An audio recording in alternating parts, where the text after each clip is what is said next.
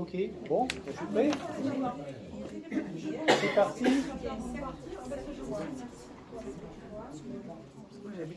Je peux commencer? Oui. Allons-y. Bon, bonsoir à tous. C'est avec un grand plaisir que je vais vous présenter une petite conférence sur les ondes scalaires. Ça va être une mise à jour de ce que j'ai présenté déjà il y a déjà quelques temps. Il y a 2 ans, 3 ans, je sais plus. 3 ans, ouais, ça passe vite, hein. Ça passe très vite. Pour ceux qui ont déjà vu ma présentation d'avant, en fait je fais une présentation depuis mon site internet. À l'époque, mon site internet s'appelait Je Fabrique.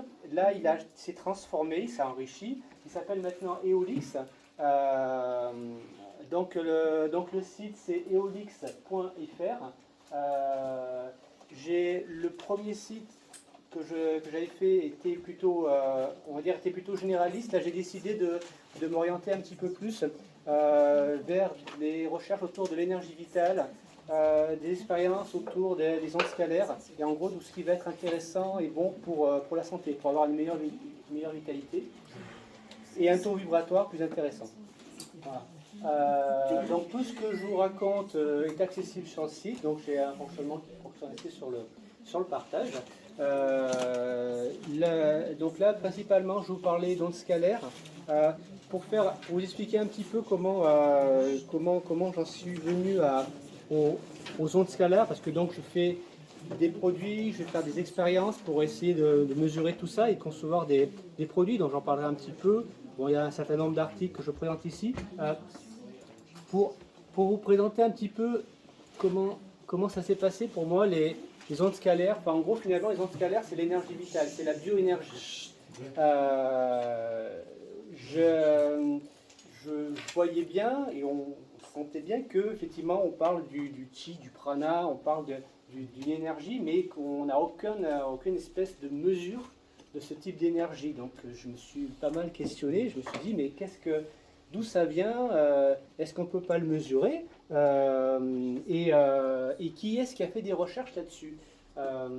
Alors au départ je me suis intéressé un petit peu à l'électroculture, comment on allait faire pousser les plantes.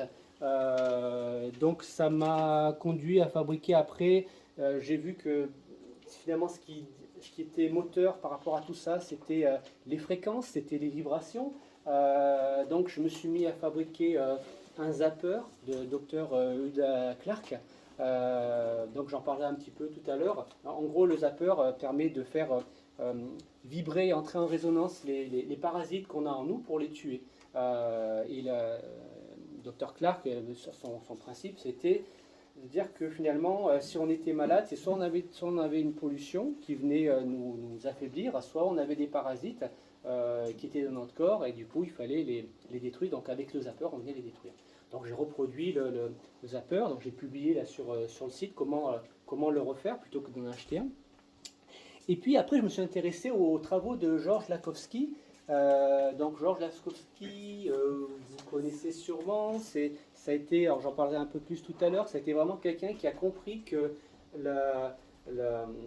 on avait besoin enfin, tout était vibration, et en fait les vibrations pouvaient être positives pour tout ce qui était vivant. Voilà. Donc il a construit des circuits qui passifs, après actifs, pour arriver à monter en énergie et arriver à des guérisons. Donc je me suis intéressé à lui, je me suis intéressé après à d'autres découvreurs comme Marcel Violet qui a découvert qu'en fait on pouvait dynamiser de l'eau, et qu'en fait quand on buvait cette eau, après on était vraiment en bonne santé. Donc je suis avancé là-dedans, et puis je me suis dit mais comment on mesure ça? Et donc c'est ce qui m'a amené après à la radiesthésie, où finalement la radiesthésie j'ai vu que c'était un bon moyen. On avait le ressenti, on avait le pendule qui permettait de voir le taux vibratoire, qu'est-ce qui était vivant, qu'est-ce qui était moins vivant, qu'est-ce qui était mort, et avec ça ça a ouvert plein de choses. Du coup ça m'a ouvert un champ d'expérience assez intéressant. Et donc je suis arrivé après aux ondes scalaires. Alors, les ondes scalaires, j'ai fait Alors, ici, j'ai enregistré là, les conférences précédentes. Hop là, voilà. Et en fait, voilà. Donc, au niveau des ondes scalaires, qu'est-ce que c'est finalement? Les ondes scalaires, ça va être le rayonnement des étoiles. Alors, je grossis un petit peu, mais finalement, je vais vous raconter un petit peu ce qu'il y a écrit ici. Finalement, alors, les ondes scalaires, ce ne sont pas des choses qui sont officiellement reconnues, parce que finalement, comme on ne peut pas les mesurer, finalement, on a tendance à penser au niveau de la science mainstream, ben, que ça n'existe pas. Bon, ceux qui s'y intéressent parlent finalement du bruit de fond des cosmiques qui vont finalement amener un champ scalaire.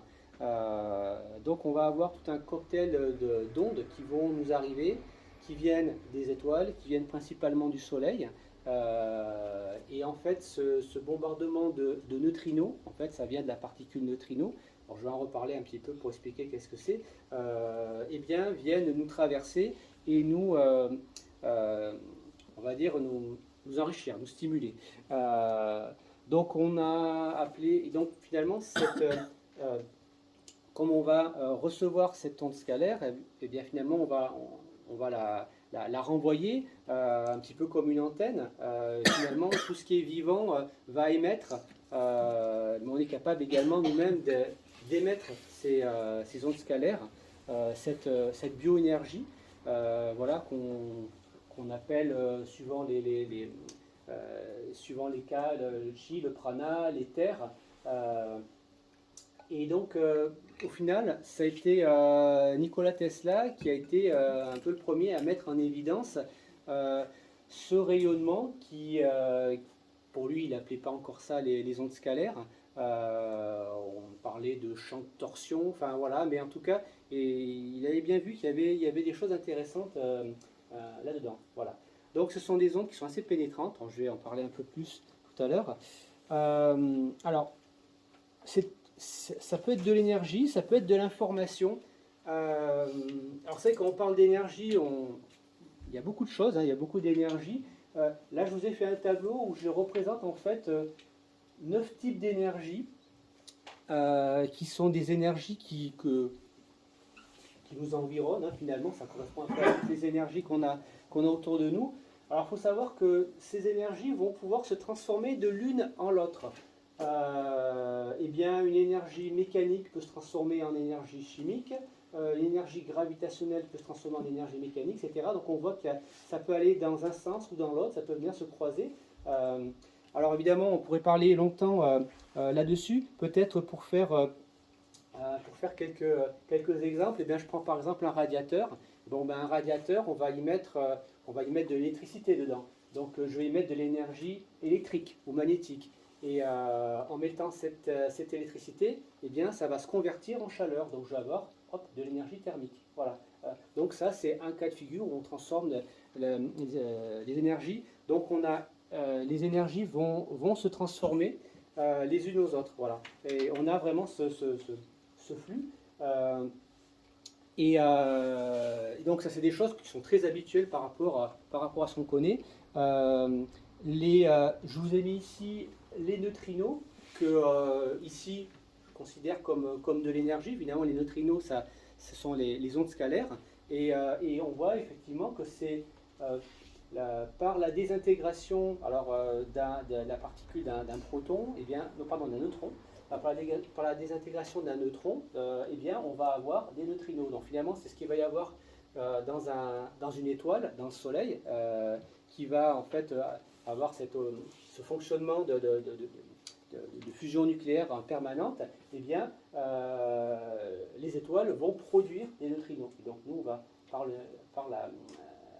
l'énergie nucléaire, on va recevoir des neutrinos. Voilà. On voit aussi que l'énergie, je vous ai parlé d'énergie mentale, ici, eh bien, notre cerveau, nous, on va pouvoir produire également des neutrinos. Voilà. Et les neutrinos également vont pouvoir interagir avec notre mental. Donc en fait, on a tout un... voilà, on pourrait dire beaucoup de choses rien que sur ce graphe, mais voilà, tout ça, toutes ces énergies sont imbriquées et vont se convertir les unes aux autres. Voilà. Donc ça, c'est intéressant d'en prendre conscience.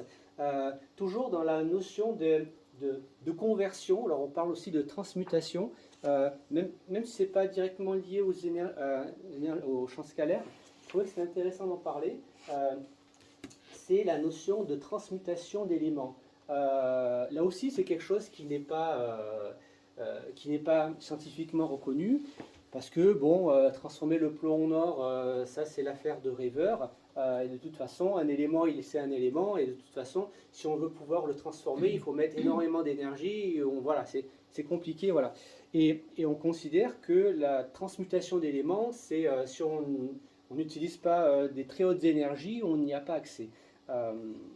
Il y a quelqu'un qui s'appelle Louis-Corentin Kervran, qui s'y est intéressé. Donc on voit que c'était, on est au début du siècle, hein, donc il est mort en 83. Et en fait, lui, il a fait de l'observation. Il a observé les animaux et il s'est aperçu finalement que la transmutation des éléments, c'est quelque chose qui existait, qui était courante.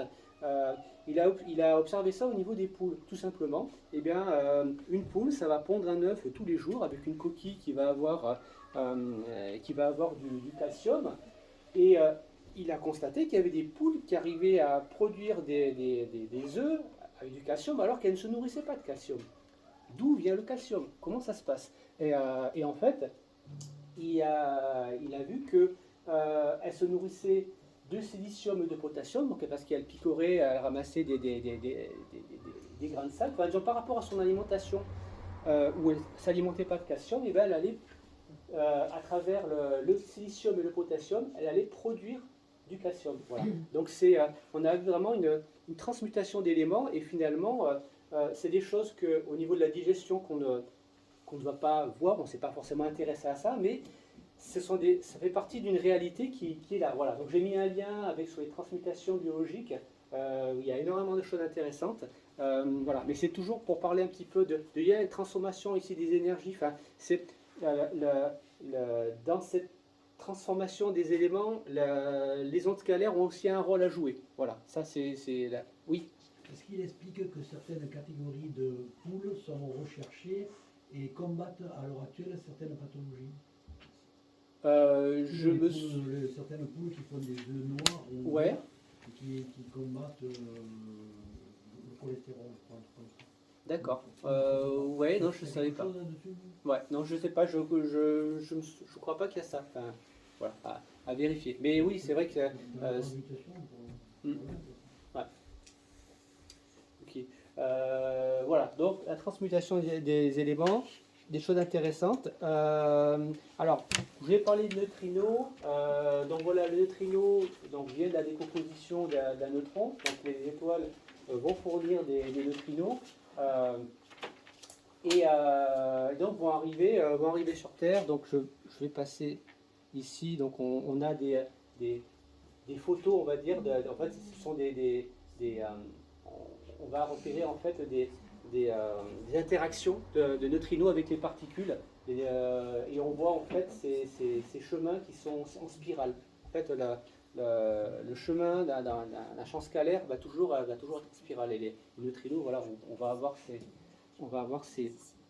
déplacements en spirale. Alors, en fait, la problématique du neutrino, c'est qu'on a vraiment du mal à le voir, à le mesurer.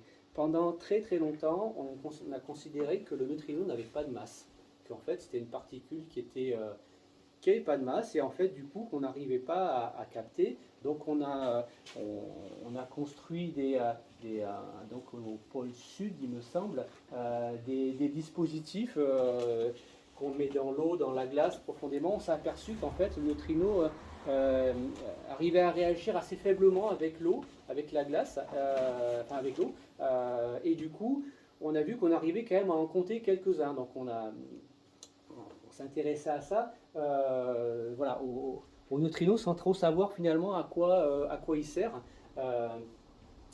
Alors certains scientifiques ont réussi à prouver que le neutrino finalement avait une masse qui était très faible, mais il n'y en avait quand même une. D'ailleurs, certains vont même expliquer que ça peut peut-être expliquer notre masse manquante dans l'univers, parce qu'on se dit, oh là, on connaît que 5% la masse de l'univers, et bien peut-être que ça pourrait expliquer. Bon.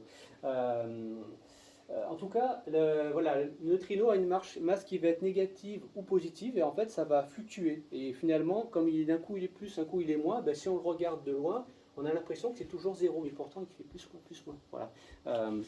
Donc il va se comporter comme ça. Et en fait, il faut savoir qu'on est bombardé continuellement par énormément de neutrinos. Il faut savoir que on va être traversé par 60 milliards de neutrinos par centimètre carré et par seconde. Voilà. Donc vous prenez votre main, là, vous prenez 60 cm, bon là c'est assez. Voilà. Donc on est bombardé continuellement de neutrinos, et seulement on nous traverse comme si on n'était pas là. Voilà. Mais quand même, il y a une interaction avec, en particulier avec l'eau. Voilà. On a repéré également, donc une équipe japonaise a repéré qu'en fait, je vais essayer de... Pourquoi j'arrive plus? Bon, ça va peut-être revenir. Il y a une équipe japonaise qui a remarqué qu'en fait, il y avait moins de neutrinos la nuit que le jour, et en fait, on a conclu que finalement, c'était certainement la Terre, le noyau de la Terre, qui allait absorber les neutrinos. Voilà, donc là, c'est des choses qui sont aussi intéressantes. Alors, et au niveau des aurores boréales, cela doit encore plus alors. Oui, alors en fait, les aurores boréales, ça va être... c'est un fonctionnement de... C'est l'atmosphère qui va être ionisée, qui va donner ces effets-là. Mais par contre, il y a une chose qui est certaine, c'est que quand il va y avoir des éclipses, là, on va avoir un bombardement de neutrinos qui va être phénoménal. Parce que, en fait, on va avoir un alignement des planètes, et en fait... il va y avoir un effet finalement de lentilles. Finalement, lorsque par exemple la Lune va se mettre entre le Soleil et nous, et bien en fait ça va venir converger et venir concentrer les neutrinos sur une zone sur la Terre. Voilà. Donc ça, effectivement, des événements comme les éclipses sont très fortes, et donc c'est un scientifique là, que je suivi un petit peu, là, le professeur Meil a remarqué en fait que souvent on allait retrouver des tremblements de terre ou des mouvements sismiques aux endroits où il y a eu une éclipse. Précisément à l'endroit en fait, vous voyez en fait quand la Lune va passer, au moment où il y a l'éclipse, en fait ça va venir balayer une partie de la Terre, et bien en fait sur cette zone-là, en fait souvent on va retrouver des mouvements sismiques, et ce qui est dû à une concentration de neutrinos au niveau de la Terre qui vont faire des effets. Ça devrait être le contraire, ça devrait le disperser, parce que quand il y a un flux et que ça touche à un élément rond, oui, ça a tendance à partir, à diverger plutôt. Ouais. Et en fait, non, en fait, il y a un effet de lentilles. Ouais, c'est ça. En fait, c'est ce qu'on peut retrouver aussi si vous prenez, mettons, alors on est sur d'autres énergies, mais vous prenez, mettons, une bouteille et vous faites passer de l'air. Et bien en fait, l'air, qu'est-ce qu'il va faire? Il va passer autour de la bouteille, puis après il va venir se concentrer. Et il va revenir, enfin, il va pas se disperser, au contraire, ça va venir le focaliser. Et finalement, ça fonctionne un petit peu comme une lentille optique, alors que finalement, c'est une sphère qui va obstruer, mais finalement qui va venir faire un flux, enfin qui va venir concentrer les énergies à son endroit. Voilà. Donc c'est... Alors, hop, j'essaie de... Et quand on voit l'effet que ça produit sur la Terre ou sur le cœur de la Terre, ouais. Quel effet ça produit sur l'humain, sur les êtres vivants? Alors en fait, le problème qu'on va avoir, c'est que ça va être assez... comme c'est très concentré, c'est pas très bon pour nous.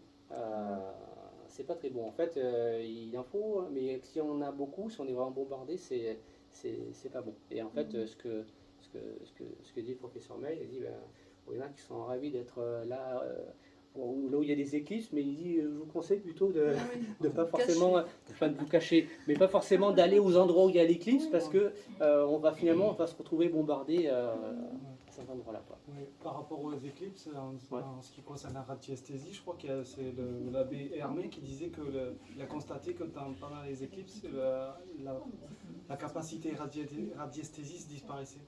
Ah oui, Vous d'accord. n'avez pas entendu ça? Ouais, d'accord. Ah oui, c'est intéressant. Ouais. Ouais. Des perturbations alors. Je sais pas. C'est Ouais. lui qui dit ça. Alors, j'ai un petit problème. J'ai mon ordinateur qui s'est coincé. Alors, je vais essayer de sortir ça. Comment il s'appelle, ce monsieur? Comment il s'appelle? C'est un radiesthésiste. Ouais. L'électrolyte proposition. Hermine, c'est H? Mermet, je crois. H-E-R-N-E-T. Alors, je crois que je suis coincé. Je vais devoir relancer. Par contre, ça ne marche pas. Mermet, c'est un M, oui, parce M. que je confonds toujours avec la façon de Mermet. Attends, moi, j'ai une façon de Mermet. JCM, c'est Mermet. Hop. Je crois que j'ai un livre.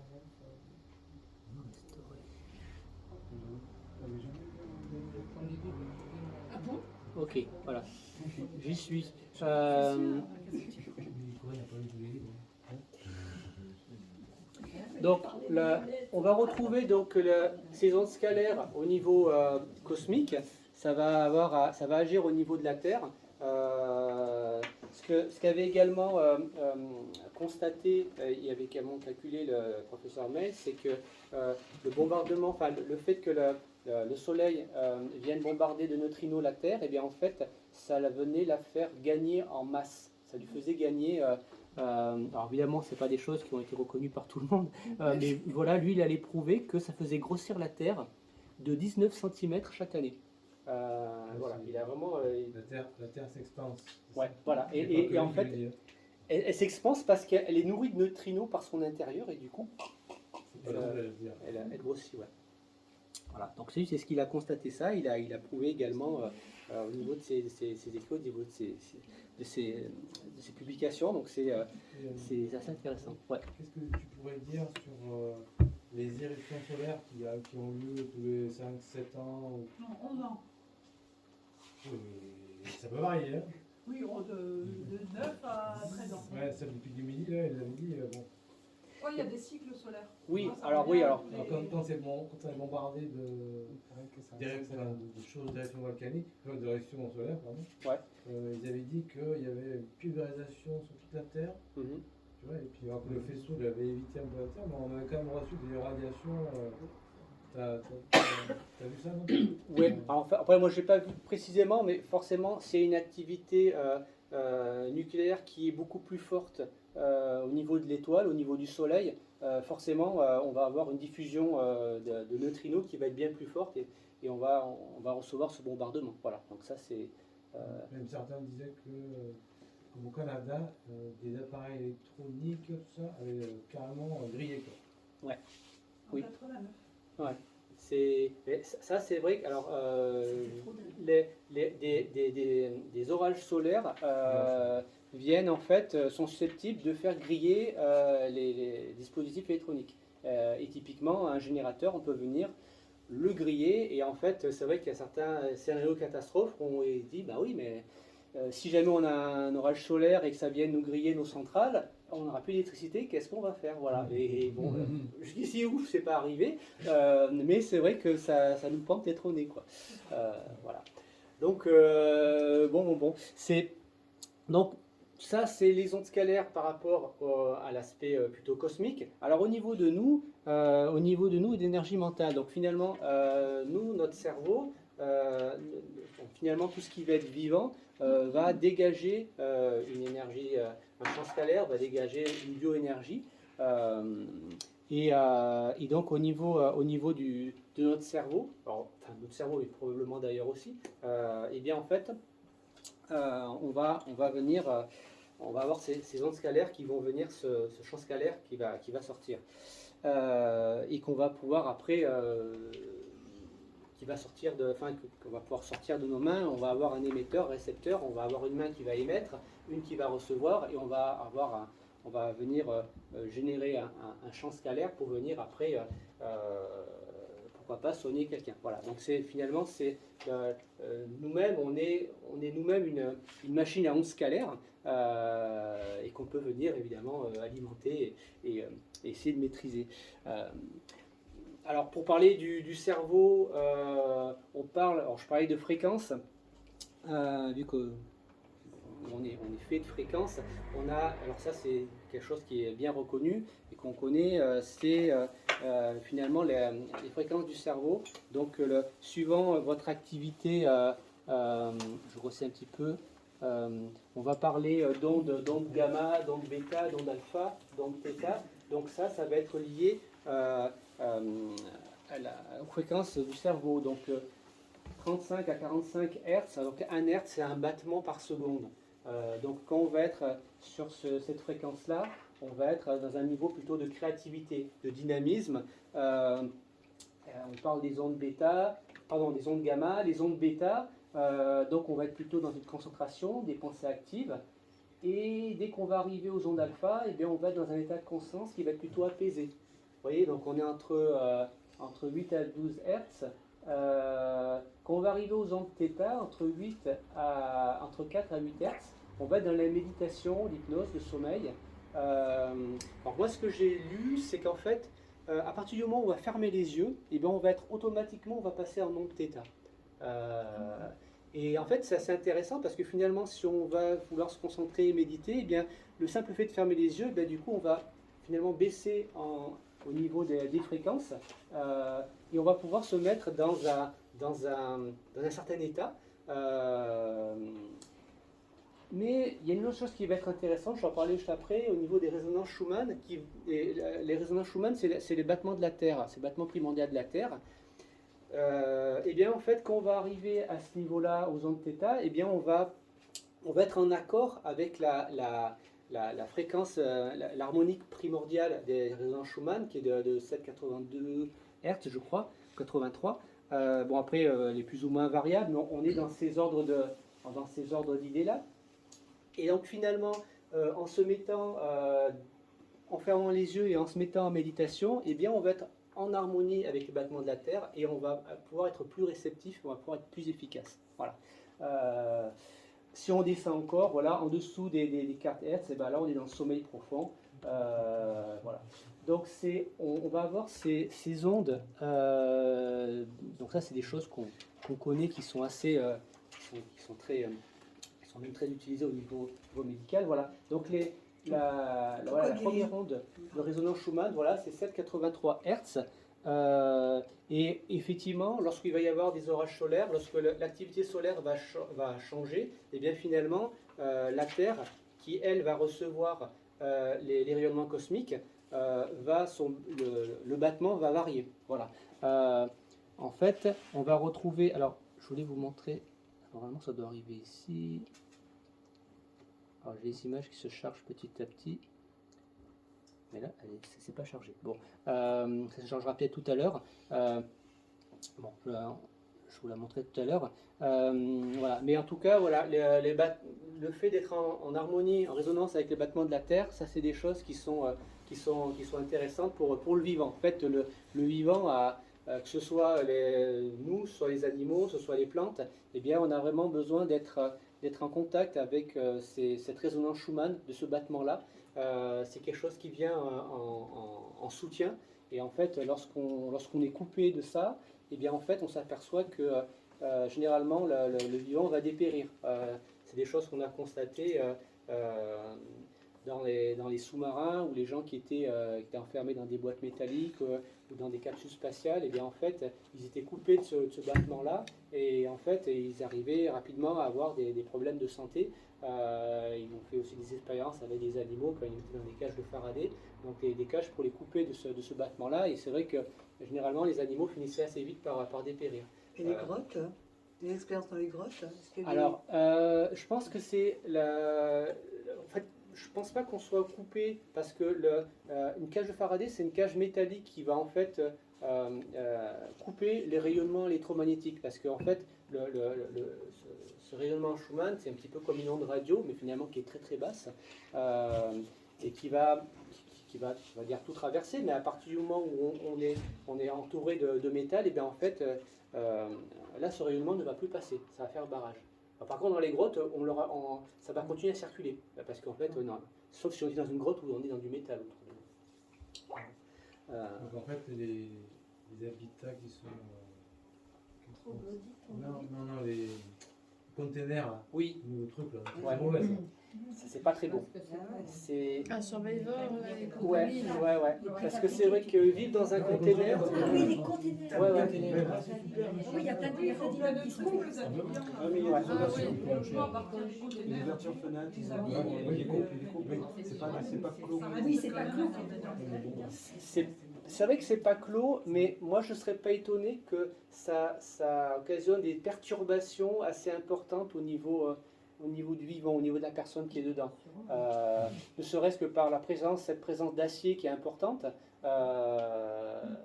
Et puis voilà, puis ça vient de couper. Enfin, Ça calcule la fréquence avec un appareil alors en fait finalement c'est ça se mesure, mais en fait ça va plutôt se mesurer à l'extérieur, enfin au niveau plutôt d'un satellite, ou enfin parce que finalement c'est la Terre qui va envoyer ce battement, ce rayonnement. Donc on en profite tous, quoi, voilà. Mais alors, faudrait que je retrouve le lien. Il y a un site qui fait ça, et on va avoir un graphe, et on va voir quasiment en direct, eh bien l'activité de la Terre, au niveau de ce battement-là, quotidiennement, et on peut remonter assez très très loin. Il faudra que je partage le lien là sur le site. Ouais. Si tu meurs tout à l'état vivant, style, non mais je sais pas, il y a eu des expériences là avec Maître Dishimaru par exemple qui a fait en direct EEG plat, électro plat pendant 3 jours. Ouais. Est-ce que là il est plus bombardé, est-ce que là il est en danger ou pas? Lui il était en pleine santé, bon, il y en a qui ont voulu le refaire et ils sont morts. Tu as des retours là-dessus? Non, en fait, qu'est-ce qui s'est passé? La personne a fait une expérience de mort imminente et... Ouais, il part, il est sous contrôle, si tu veux, il a l'électroencéphalo, l'électrocardio, et c'est plat, tout est plat. D'accord. Si tu veux, il fait l'expérience de Jésus. Voilà. Et 3 jours après, il est fini. Et comment il revient? Qu'est-ce qui fait qu'il doit le faire revenir? Qu'est-ce qui doit le faire revenir? Ça, c'est lui qui décide.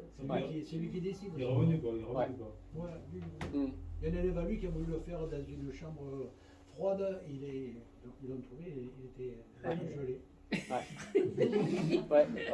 mais c'est intéressant parce que il travaille là-dessus. Oui. Alors que Maître Dishimaru, c'était un gros alcoolo quand il était tout le temps noir, comme un Polonais. Quand il se mettait en méditation, il était droit comme... ce gars-là, c'était un maître d'aïkido. Il n'a jamais été trop mis à terre, tu vois. D'accord. Il était très très haut dans ses instances. Ouais. Ok, ouais, je connaissais pas. C'est intéressant de donner ce genre d'expérience. Quelle relation entre les ondes cérébrales delta et la guérison? Entre les ondes? Ah oui, il y a marqué. Oui, guérison. Les ondes cérébrales delta. Oui, ouais. Et la guérison.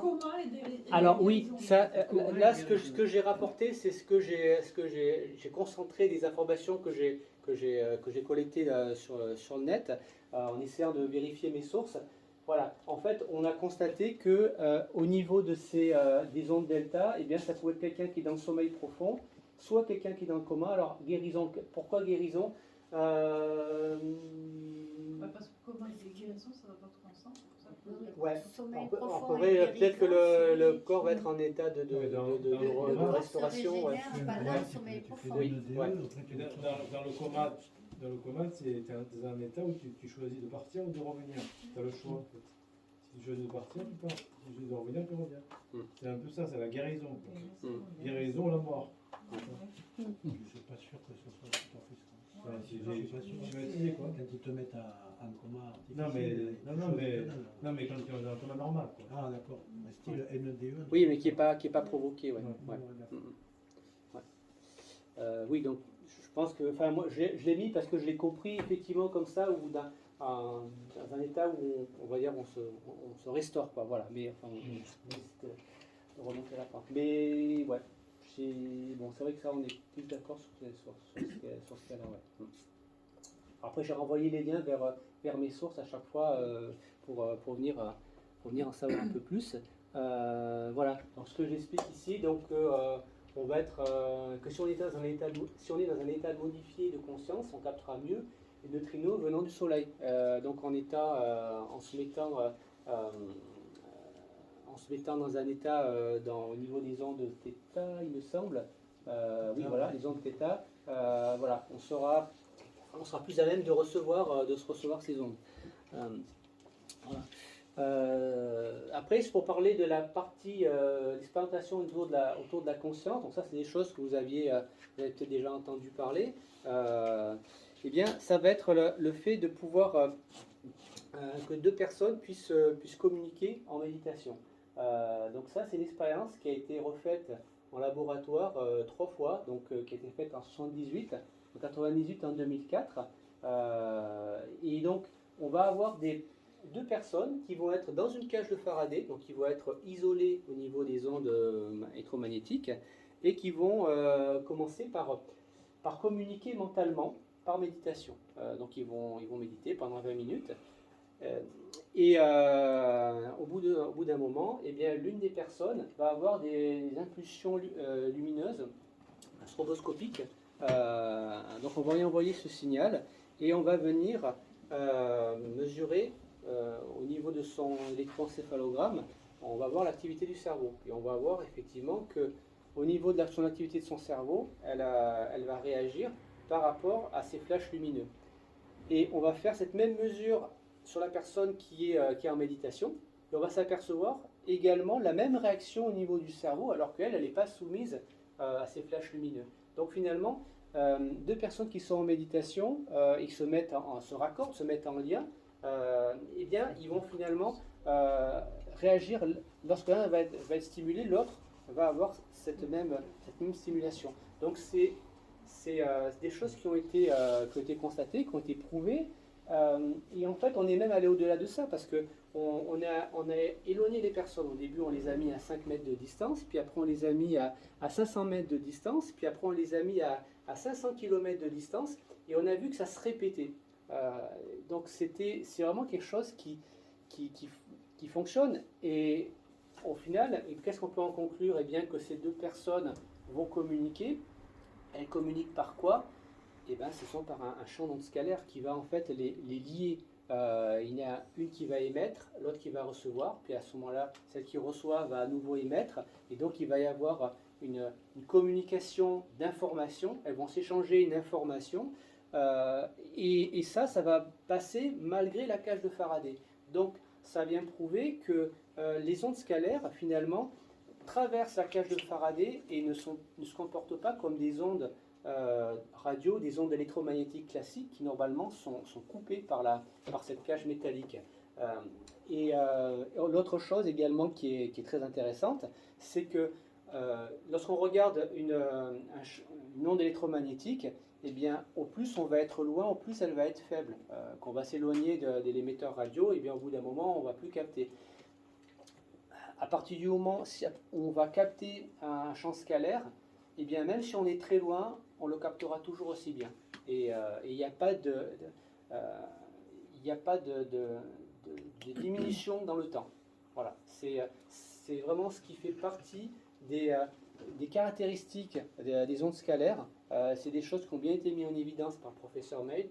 C'est le fait qu'elles passent à travers la cage de Faraday et elles ne diminuent pas avec la distance.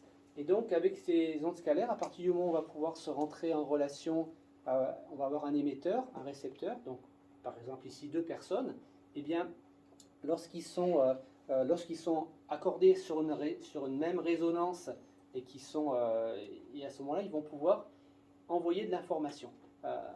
Ce qu'on peut faire, ce qu'on a constaté aussi, ce qu'on pouvait faire avec les ondes scalaires, c'est qu'on peut également envoyer de l'énergie. Et donc l'énergie ou information, ou les deux. Donc ça, c'est des choses qui sont vraiment propres aux ondes scalaires et qui ont été mis en évidence avec cette expérience de cerveau de 2 personnes. Voilà. Et ça ne faiblit pas avec la distance. Donc c'est vrai que c'est assez... on attendrait à ce que quelqu'un qui soit très loin, finalement, bah, je ne capte plus. Bah oui, si, ça marche. Est-ce que c'est la même chose avec les arbres? Oui. Ce serait des ondes aussi alors Oui. Par exemple, l'histoire des acacias. Ouais. Quand il y a des girafes qui commencent à manger un acacia, Ouais. l'acacia d'à côté, il commence à. Bon, l'acacia qui se fait agresser, il commence à produire une toxine. Mhm. C'est qu'au bout d'un moment, les girafes ne mangent plus. Oui.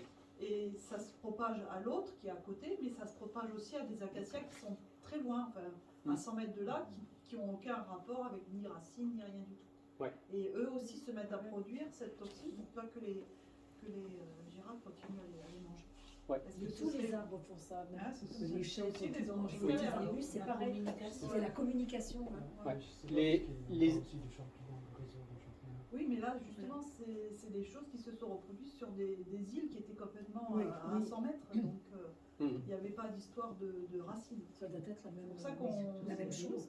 Je Ouais. pense que Oui, c'est propagé par des ondes. ça c'est certain. C'est-à-dire que L'histoire de phéromones, on n'est pas sûr. Parce qu'on Oui. n'a jamais expérimenté. on va essayer de trouver des explications en disant, mais oui, voilà, mais un acacia qui aura un lien avec un autre acacia qui sera bien plus loin parce que c'est venu d'un parent, enfin bon, je sais pas. Mais il y a cette relation, ou même, à partir du moment où il y a cette relation, eh bien, le vivant va communiquer, donc les végétaux, les animaux et même les cellules de notre corps. C'est vrai qu'on se pose la question, comment elles vont arriver à communiquer entre elles et à se mettre toutes d'accord en même temps. Alors qu'on va dire, oui, c'est l'énergie électrique, etc.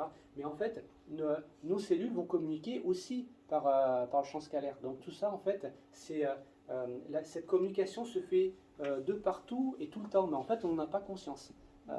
Mais moi, ça me semblerait aussi évident que des arbres communiquent, que d'autres. Et puis, quand on parle également qu'il va y avoir des catastrophes, des tremblements de terre, etc., et que les animaux le savent avant, et bien en fait, comment ils le savent alors on essaie de trouver toujours des explications.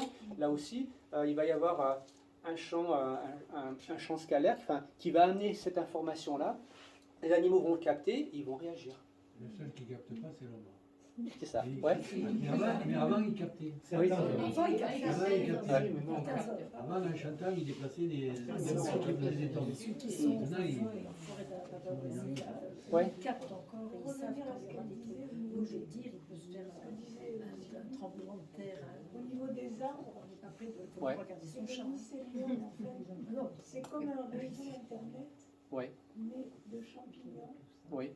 qui se ramifient et qui communiquent entre toutes Mhm. les plantes. Mhm. C'est le mycélium. Ok. Oui, c'est ce qu'il m'a dit, mais on n'avait pas trouvé d'explication d'une île à une autre. Oui. Et pourtant, Ouais, oui. Et c'est par dans le l'île d'à mycélium. côté, le mycélium, il passe pas les lacs, il passe pas. S'il y a de l'eau, Mais c'est de l'eau, s'il y a il va une pas île passer. à une autre Ouais. île. Mais C'est moi, pour j'ai ça pas qu'ils entendu sont d'autres arbres qui se protégeaient, déclaration à première. part En l'acacia. disant que Oui. T'as ça. entendu toi d'autres arbres? Un arbre là à côté de l'autre île, Parce que j'avais entendu dans un dans une autre île, à des arbustes que les plusieurs chèvres, centaines de mètres de là, quand elles- ça, j'avais pas trouvé Ah ouais, l'explication. dans le désert, tout ça, peut-être. quand elles font, ils communiquent entre eux et quand ils trouvent qu'ils ont été trop sollicités, il faut qu'ils se régénèrent aussi, et ça dégage quelque chose et les chèvres elles peuvent plus aller manger. C'est dommage que la vigne n'a pas pu communiquer. Ouais. Dans ce cas précis, tu parles d'un cadre de méditation. Oui. Donc ils arrivent à communiquer à 500 km Ouais. dans un état où ils ferment les yeux. Oui. Donc là, on est dans le cas des ondes θ. Oui. Alors il y a aussi des Mayas et des Incas ont fait la même chose à différents endroits. Mhm. Ils étaient éveillés. Oui. Comment est-ce que c'est aussi des ondes scalaires? Alors, je pense Comment que ils étaient on doit pouvoir également communiquer, même si on n'a pas les yeux fermés. Mais ça, je pense que c'est plus facile les yeux fermés. Mais la communication peut se faire aussi sans, après tout. Ouais. Voilà, je pense pas que ce Peut-être soit aussi que la rédhibitoire. nuit, ils pouvaient aussi, quand ils dormaient, ils pouvaient se changer Ouais. des trucs, Mais on quoi. peut avoir les yeux fermés tout en ayant les paupières ouvertes. C'est vrai que... Mais ouais, non, mais c'est vrai. C'est vrai. Il y a de l'expérience. Ouais, ouais.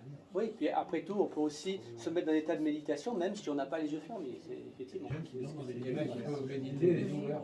Ouais. Il y en a qui se sont fait prendre. On est distrait par les choses qui se passent. Ouais. Je je vous avais parlé un petit peu des ondes. Alors là, c'est un chapitre qui est un petit peu technique. Alors, je vais pas passer trop de temps dessus, parce que c'est vrai que normalement, là, il y a 3 ans, j'avais fait la conférence en 3 parties. Donc là, finalement, ça va être un peu condensé. Là, j'explique un petit peu qu'est-ce que c'est une fréquence, une longueur d'onde. Là, alors ça, c'est un schéma qui est peut-être intéressant, alors c'est un schéma que vous connaissez certainement tous, qui va placer un petit peu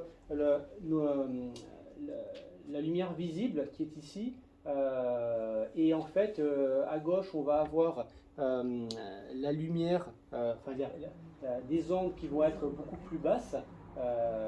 Donc vous voyez, on va commencer aux ondes, aux fréquences. Là on voit ici les fréquences les plus basses. Donc là on a le rayonnement visible, on a les infrarouges, on a le micro-ondes, on a les ondes radio, les basses fréquences, etc. Et dans l'autre sens, on va avoir des rayonnements ionisants, donc l'ultraviolet, rayons X, etc. Voilà. Et donc on va avoir ici, on va avoir une fréquence qui va être beaucoup plus rapide, donc on va avoir un rayonnement qui va être beaucoup plus pénétrant. Et de l'autre côté, on va avoir un battement qui va être beaucoup plus lent. Voilà. Et là, ici, on va parler ici de longueur d'onde. Bon, je passe parce que ce serait... je vais gagner du temps après sur d'autres choses. Également, pour parler des ondes, on va avoir un fonctionnement. Il faut savoir qu'on a 2 types d'ondes. On a des ondes longitudinales et des ondes transversales. Pour imaginer ça, vous avez regardez le sens de propagation de l'onde. Vous imaginez, alors là on est sur une onde longitudinale, vous imaginez que vous donnez un coup de marteau ici et en fait vous allez avoir des ondes qui vont se propager dans le sens où vous allez, dans le sens où l'onde va se déplacer. Là ce sont les ondes longitudinales, et vous avez les ondes transversales où ça va venir onduler comme ça, et qui progressent donc à 90% dans l'autre sens, comme si on tapait dessus puis ça venait onduler. Donc on a des ondes longitudinales et transversales, et en fait on peut avoir des ondes qui sont soit l'un, soit l'autre, soit les deux. Par exemple des ondes sismiques, un tremblement de terre, et bien on va avoir les deux. On va avoir à la fois des ondes qui vont venir comprimer, mais qui vont également venir onduler. Voilà. Donc on a également aussi dans ces ondes-là, on a des ondes qui sont mécaniques et des ondes qui sont électriques. Une onde mécanique, qu'est-ce que ça peut être? Ça peut être une onde qui va pousser la matière, ça peut être un solide, ça peut être l'eau. On va avoir l'eau qui va onduler. Donc vous avez les ondes mécaniques qui peuvent être longitudinales, donc L ou T, une transversale, et vous avez les ondes sonores, donc le son qui est lui et longitudinal, donc c'est une onde de compression, le son. Vous avez les ondes électriques, voilà, donc donc là-dedans, donc on va avoir des ondes qui vont être électromagnétiques, qui vont être transversales, et vous avez là-dedans le neutrino, eux qui sont, ce sont des ondes qui sont des ondes de compression, des ondes longitudinales. La particularité également, c'est que ça va être des ondes de compression qui vont pas faire ça, mais qui vont faire un petit peu comme le son. Mais également, on va avoir un mouvement de spin, de rotation. On va avoir un mouvement de vortex. C'est quelque chose qui est assez particulier au neutrino. Alors, je vous parle d'ondes, et ça me fait rebondir sur les dessins de Chladni. Donc ça, c'est intéressant. Moi, vous connaissez certainement. Chladni, voilà, c'est pas facile à dire. Ça a été un physicien et un musicien allemand qui a découvert, donc c'est par la période de la Révolution française, enfin, moi je le place comme ça parce que ça permet un petit peu de situer. Il a découvert en fait que si on prenait une plaque métallique comme ceci et on venait, alors j'ai fait une petite vidéo, enfin j'ai récupéré la vidéo ici. Ernst Chladni, un musicien et physicien allemand du 8e siècle, fut un des premiers scientifiques occidentaux à étudier sérieusement le phénomène de l'onde. Chladni découvrit qu'en versant du sable sur des plaques de métal et en les faisant ensuite vibrer avec un archet de violon, le sable se regroupe en modèles. Différentes formes géométriques se dessinent selon la vibration produite. Chladni archiva un catalogue entier de ces formes qu'on désigne sous le nom des figures de Chladni. On peut trouver un grand nombre de ces modèles dans le monde naturel, comme les taches sur la tortue, ou les modèles tachetés des léopards.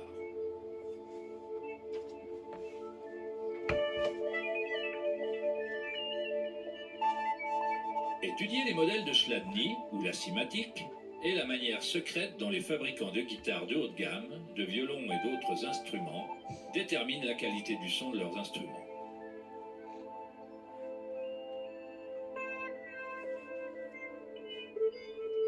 Dans les années 60, Hans Jenny a développé le travail de Chladni en utilisant des fluides variés et l'amplification électronique pour créer des fréquences sonores et les a surnommées cimatiques. Si on fait passer de simples ondes sinusoïdales à travers un plat rempli d'eau, on observe des modèles dans l'eau. Différents modèles d'ondulation apparaîtront selon la fréquence de l'onde. Plus la fréquence est élevée, plus le modèle est complexe. Ces formes peuvent être répétées, elles ne sont pas le fruit du hasard. Plus on observe, plus on commence à voir la façon dont les vibrations arrangent la matière en forme complexe à partir de simples ondes répétées. La vibration de l'eau ressemble au modèle d'un tournesol.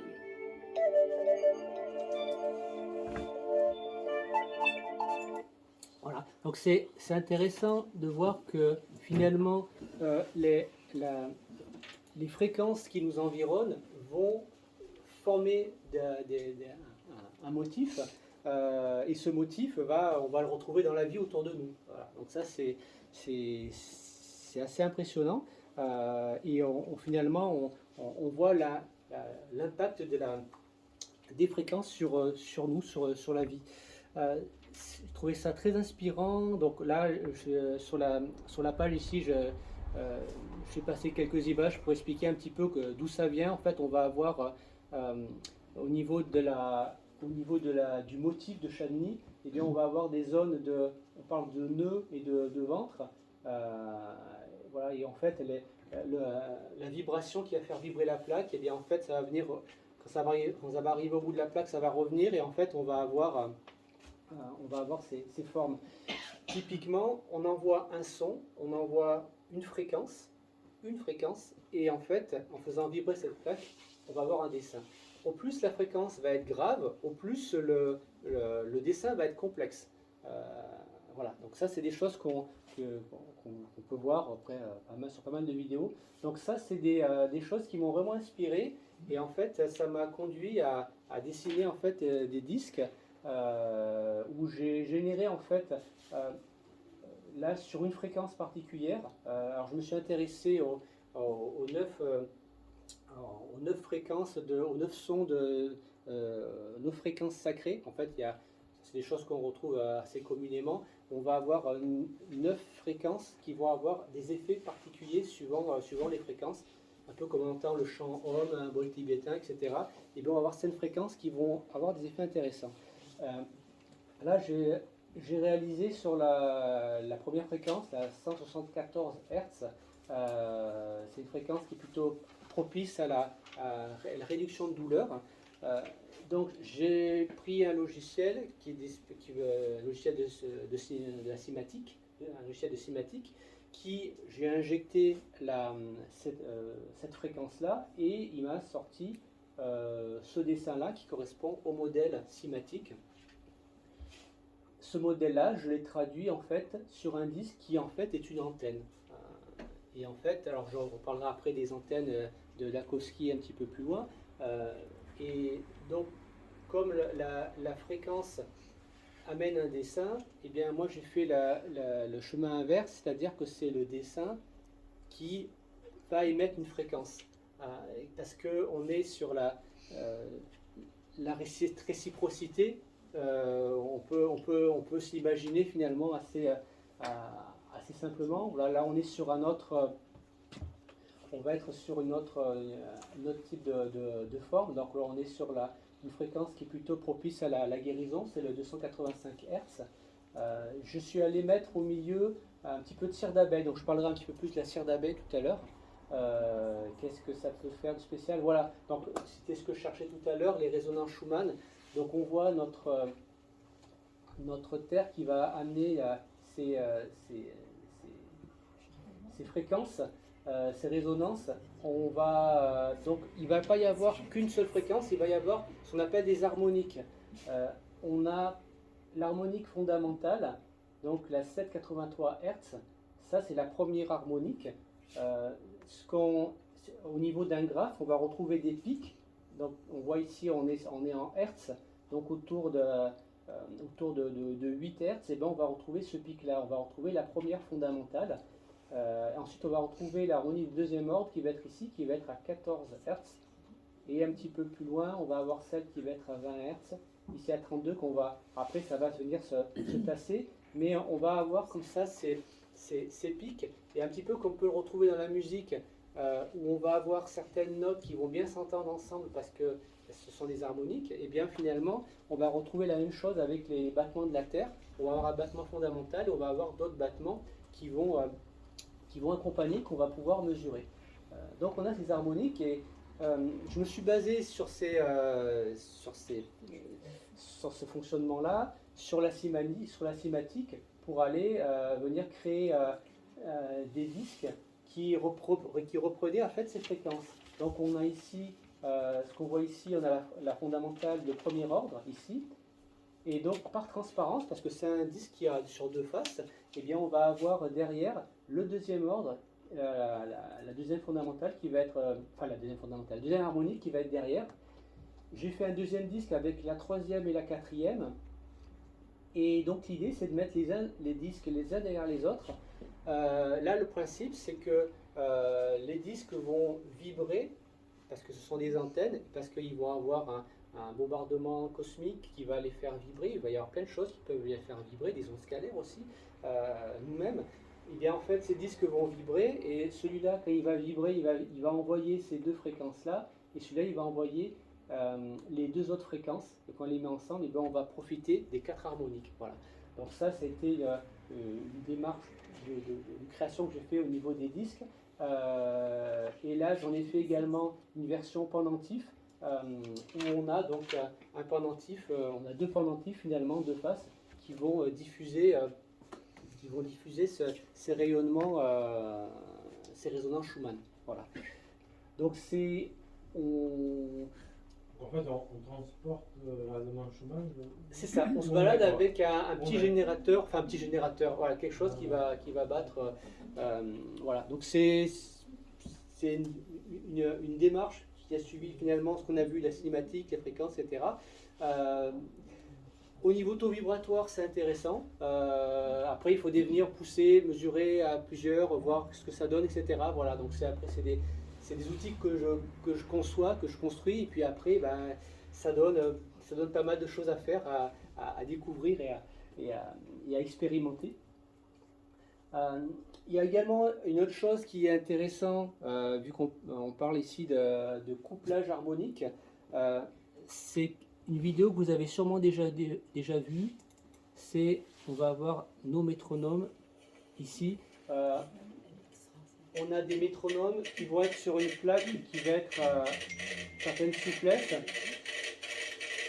Et en fait, on va les lancer tous en même temps, de manière complètement aléatoire. En fait, ce qui va se passer, c'est que petit à petit, avec le temps, alors qu'ils ne sont pas en relation avec eux, la seule relation qu'ils ont, c'est le fait de vibrer ensemble sur la même plaque. Et bien en fait, petit à petit, ils vont se mettre en ordre. En résonance. Ils vont se mettre en résonance. Ils vont venir petit à petit trouver une régulation, s'autoréguler et finir par être en synchronisation, avoir cette correspondance, avoir ce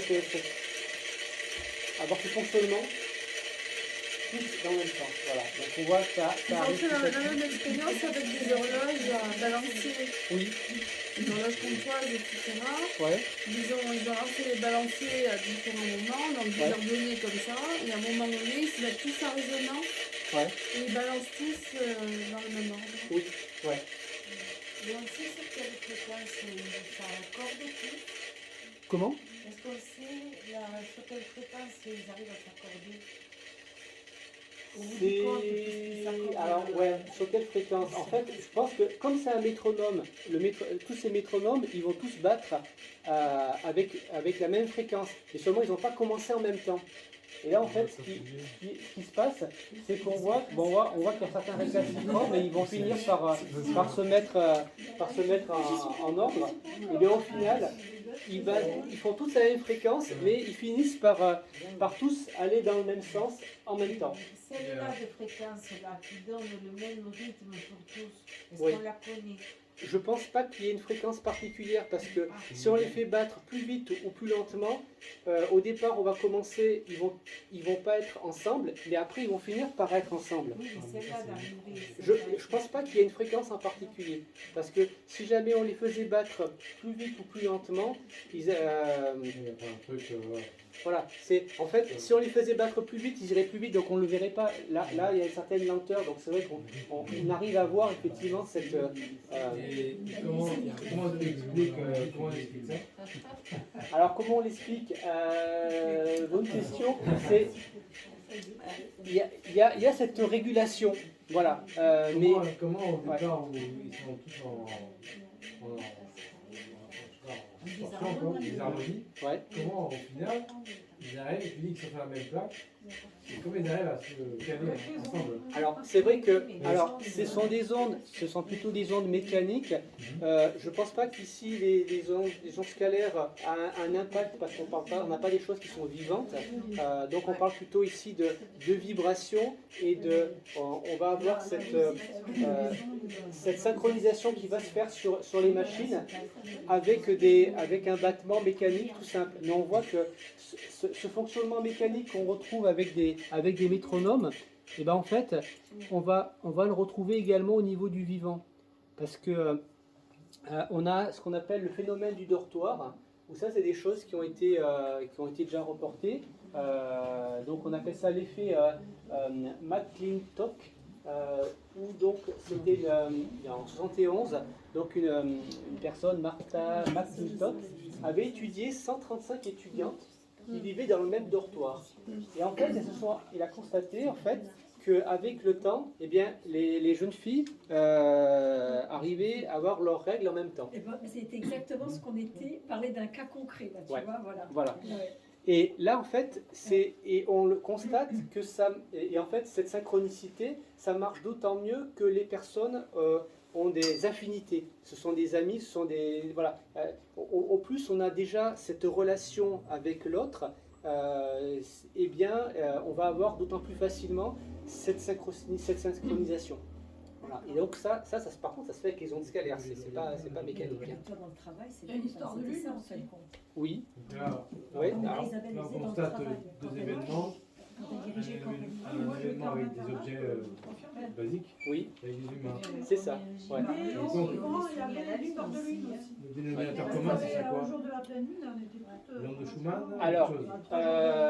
qu'est-ce que c'est? Alors, bonne La résonance question de aussi. la Terre, peut-être sur la Terre. On était 8 par le dortoir. Pour moi, je ne sais pas s'il va y avoir quelque chose qui va être un dénominateur commun entre le métronome et le phénomène du dortoir. Pour le phénomène du dortoir, pour moi, ça vient plutôt... alors, on peut avoir effectivement l'effet de la Lune, effectivement, mais finalement, si cet effet de Lune était l'effet le plus important, eh bien, ces jeunes filles, dès le départ, dès qu'elles se rencontreraient au départ dans le dortoir, elles seraient déjà synchro. Mais là, au départ, elles commencent, chacun a sa vie différente, et elles vont se retrouver ensemble à vivre longtemps et à dormir ensemble. Et bien, du coup, elles vont venir se synchroniser un petit peu comme les métronomes, et elles vont se mettre en relation, émetteurs-récepteurs, elles vont entrer en résonance, et en fait, elles vont finalement avancer un peu comme le métronome dans le même sens. Voilà. Donc ça, pour moi, enfin, de la façon dont je vois les choses, c'est plutôt une synchronisation par les ondes scalaires. Voilà. Si on va l'expliquer un petit peu du point de vue un peu plus scientifique, les ondes scalaires, à la base, elles n'ont pas de vecteur, elles n'ont pas de direction.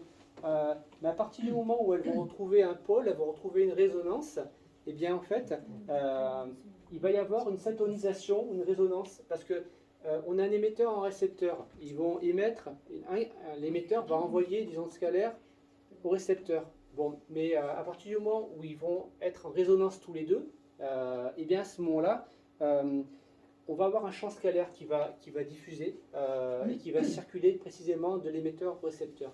Et là, ce champ scalaire va pouvoir véhiculer de l'information, mais il peut également véhiculer de l'énergie. Il peut véhiculer les deux. Voilà. Alors, là, on le voit, on le mesure plutôt, là ce qu'on a vu, on parlait plutôt d'information ou de synchronicité, mais c'est vrai que on peut, et Tesla à la base s'est beaucoup plus intéressé à ça, à l'énergie, au transfert d'énergie. C'est quelque chose qui l'a passionné toute sa vie. Il était vraiment persuadé que c'était dans ce sens-là c'était vraiment ce qui l'a motivé dans toutes ses recherches.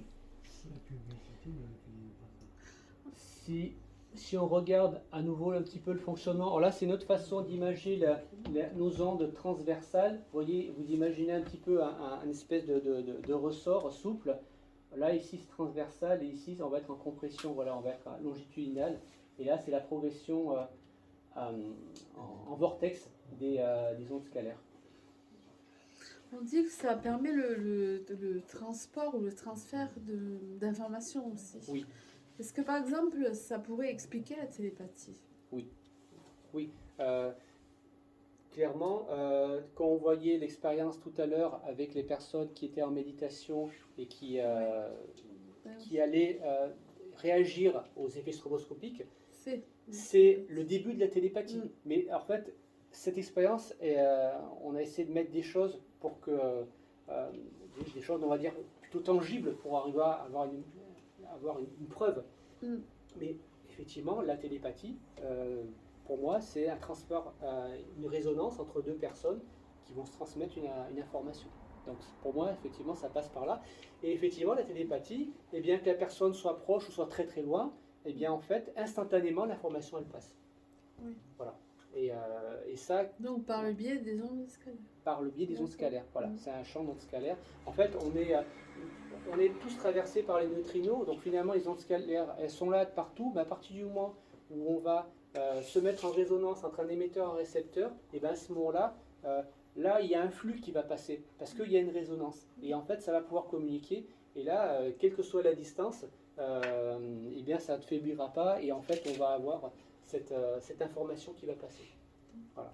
Donc c'est... ouais. Est-ce que tu sais pourquoi, des fois entre deux personnes, il y en a une qui va capter et l'autre non? Ah, pourquoi il y en a une qui ne va pas capter? Alors en fait, c'est peut-être une histoire de réglage, de tuning. C'est la réception est pas certains vont avoir la sensibilité et les antennes pour arriver à capter, et d'autres le fait que l'onde du cerveau, c'est dans les 4 Hz, si le corps est perturbé, bombardé de plein de choses, on est déstabilisé, quoi. Donc il n'y a pas, son cerveau n'a pas un fonctionnement normal, quoi. Après, Tesla avait montré, il avait créé un générateur qui émettait des ondes dans l'ordre de 4 Hz, où il disait on peut envoyer un message, et avec ce message, on va dire aux gens de quoi faire. D'ailleurs, ça a été utilisé à des fins hostiles. Donc on a recréé ces générateurs pour envoyer le message pour dire maintenant vous allez nous écouter. Maintenant le reste c'est là. Donc voilà, il peut y avoir des observations. Oui. C'est vrai qu'au niveau santé, à partir du moment où notre corps va être perturbé par, ça peut être peut-être une maladie à combattre, ça peut être une pollution, ça peut être autre chose, et bien finalement son énergie vitale va être concentrée à ce combat-là, et finalement elle pourra moins être concentrée pour écouter, pour pour être en lien. Voilà, enfin, moi je le sens un peu comme ça. Donc l'idée c'est d'essayer de se mettre le mieux possible au niveau de la disposition pour pouvoir capter, pour pouvoir être en relation avec la personne. Ouais. Mais est-ce qu'il faut être concentré ou plutôt dans le lâcher prise? Dans le lâcher prise. Oui, c'est clairement, le mental va tout casser. C'est vraiment, c'est toujours, c'est ce qu'il faut fuir, on le sait. Hein, c'est vraiment, c'est le lâcher prise, c'est se mettre dans un état où dans une certaine joie, ou en tout cas plutôt dans l'émotion, mais surtout pas dirigé, parce que ça ne marchera pas. Ouais. Quand tu crées un égrégore, quand je crée, comment? Qu'est-ce que tu dis? Quand tu crées un égrégore, oui. Que tu peux le faire là, par exemple à 20 personnes, sur un diamètre de 5 mètres, ouais. Tu peux le faire à l'infini. Oui. Tu n'es pas dans le lâcher prise. Tu envoies un message subliminal. Oui. Et ce message subliminal, il est répercuté par tous, et ça fait, je ne sais pas ce que ça fait une onde, ça fait quelque chose. Moi je pense qu'il y a une conscience, il y a une émotion, et je pense que c'est plus cette émotion qui va être intéressante. Là, il y a une vidéo qui a fait passer Corinne il n'y a pas longtemps là, sur, comment il s'appelle, Guillemin.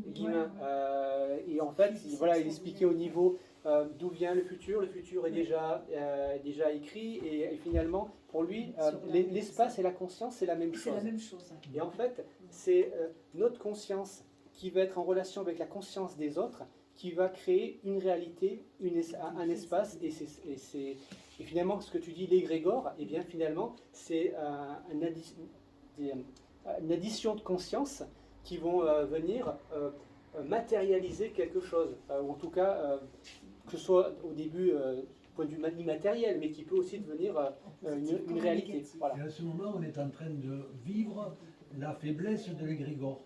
Oui. Mais c'est d'actualité, c'est-à-dire qu'en ce moment, il y a des milliers de cerveaux qui essayent de voir comment on va détruire Poutine. Je ne sais pas si vous l'avez entendu, ils ont dit dans 6 mois, soit il n'existe plus. Moi, j'écoute pas. Non, mais c'est vachement intéressant. C'est un égrégore très sympathique. Déjà dans la destruction. Ça a déjà été utilisé sur la Deuxième Guerre, tout ça. Déjà, quand on essaie de dire. Et le fait d'en parler, c'est déjà de faire. Voilà, de balancer quelque chose de négatif dans l'espace. Si quelqu'un d'horrible ou quoi que ce soit, il ne faut pas penser à détruire quelque chose de vivant. Voilà. Moi, je parle de ça. Moi, je ne parle pas de le détruire. J'essaye de le transformer. Est-ce qu'on a la possibilité de le transformer? On n'y demande pas son autorisation. Il y a plein de choses. Avec Jean à l'époque où quand quelqu'un sortait et rentrait, qu'on disait les méchants vont tous mentalement, la personne elle se sentait mal. On voit bien qu'il n'était pas tranquille. Alors que si on le faisait rentrer et que tout le monde pensait il est gentil, on l'aime bien, on voyait que la personne elle rayonnait, qu'elle était bien. Donc ça marche. Oui. Mais dans la mesure où on pense déjà à détruire quelque chose, on part dans le négatif, on part dans des ondes qui sont pas top et que ça risque de nous faire boomerang après. Oui. Mais ça voudrait dire comment dire, il faut fonctionner de cette façon-là sur une cible complètement identifiée. Ça n'a pas vraiment de sens dans la mesure où cette cible-là, de toute façon, elle fait partie d'un système. Donc on ne peut pas modifier spécifiquement quelque chose. C'est tout ce qui a, tout ce dont fait partie cette cible-là. On va appeler ça une cible. J'aime pas beaucoup le mot, mais qui peut avoir des effets. Mais sinon, ça faudrait faire des. Il y a une règle universelle qui dit qu'on ne doit exclure aucun personnage de tout système. Voilà. Bon, maintenant. Ce ne sont que des théories. Mais c'est tout l'ensemble qu'il faut modifier. On peut faire une égrégore contre une idée, mais pas contre un être vivant. Voilà. Oui, d'être plutôt dans la création que dans la destruction. Dans la destruction. Oui.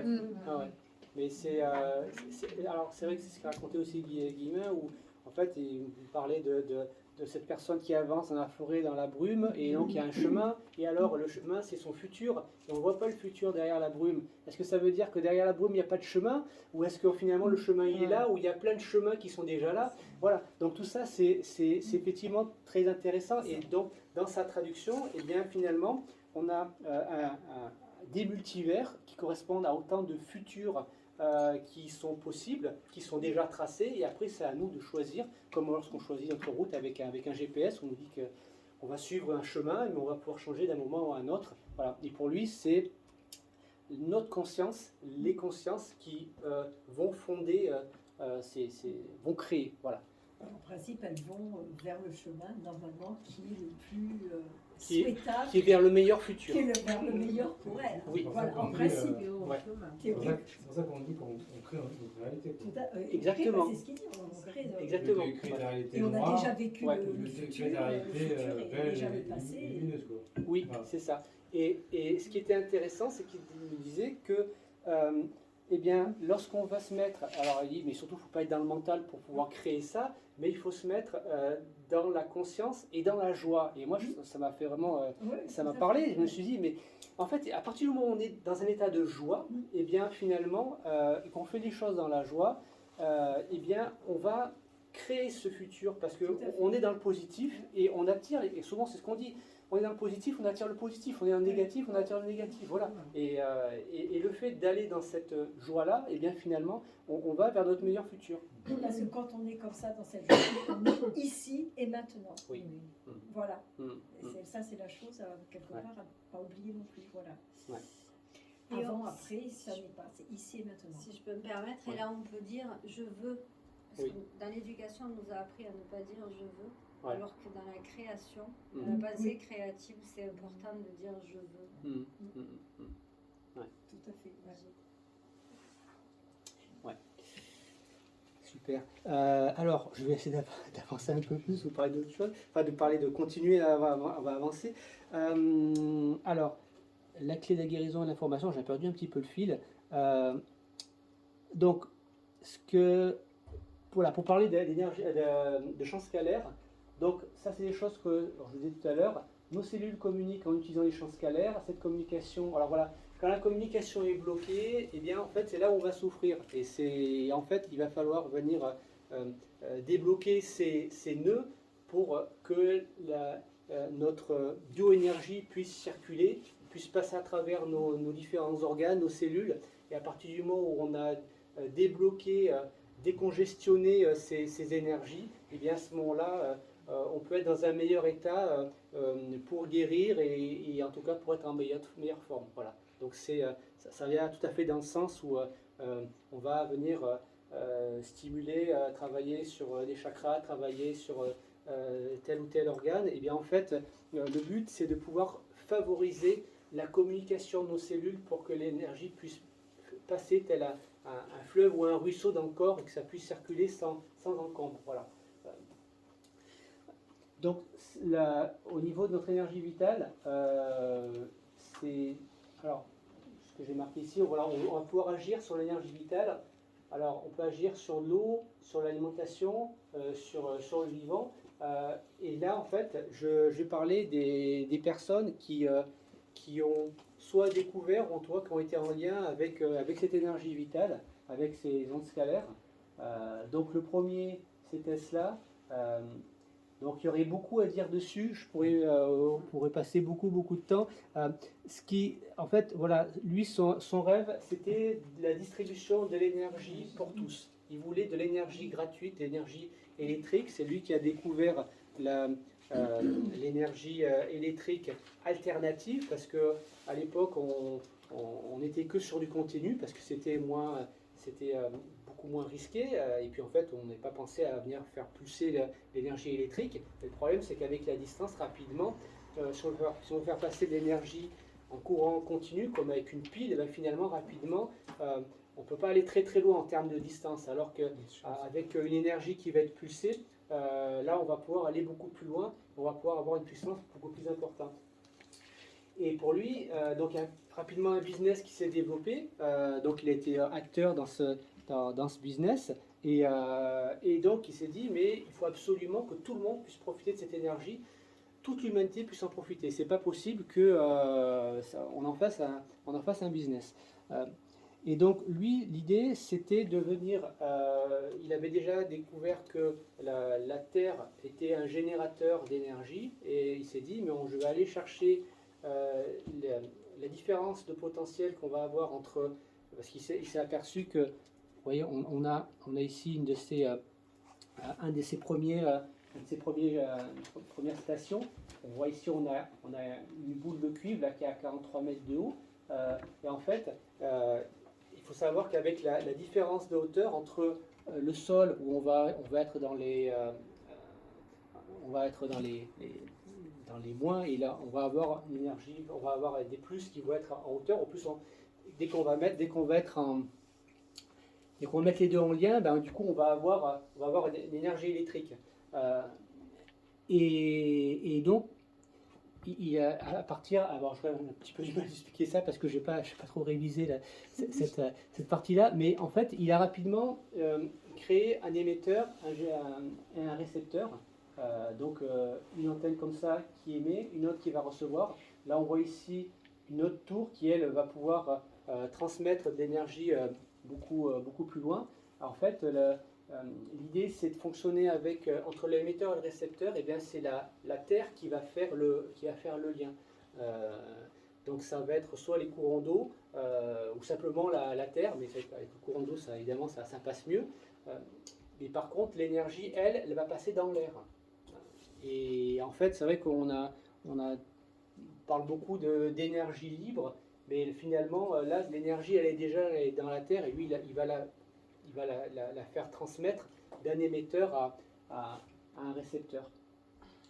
Donc là on voit une petite image où en fait on imagine voilà la Terre, on a une espèce de pompe et on va venir pomper, et donc ce qu'il voulait après c'est d'avoir après ces antennes qui vont venir diffuser, et en fait on a notre émetteur et n'importe qui avec son récepteur va pouvoir capter cette énergie électrique et venir en profiter gratuitement. Donc il a été donc, alors je vais pas tout détailler son histoire parce que on pourrait passer beaucoup de temps. En fait, ce qu'il faut savoir, c'est que Tesla, il a été énormément prolifique au niveau de sa création. Il a déposé 700 brevets. Il y en a un tiers qui ont été compris de son vivant, un tiers qui ont été compris après sa mort, et il y en a un tiers qu'on n'a toujours pas compris. Donc on voit qu'il a quand même découvert plein de choses, et des choses qu'on ne sait pas encore. Voilà, donc on ne pourrait pas en faire tout l'inventaire, mais il a découvert vraiment beaucoup de choses qui nous servent encore aujourd'hui tous les jours. Il a été sponsorisé par, alors j'ai plus les noms, par un millionnaire, par un milliardaire à l'époque, par Morgan, oui. Voilà, par le banquier Morgan, qu'il a financé dans ses recherches.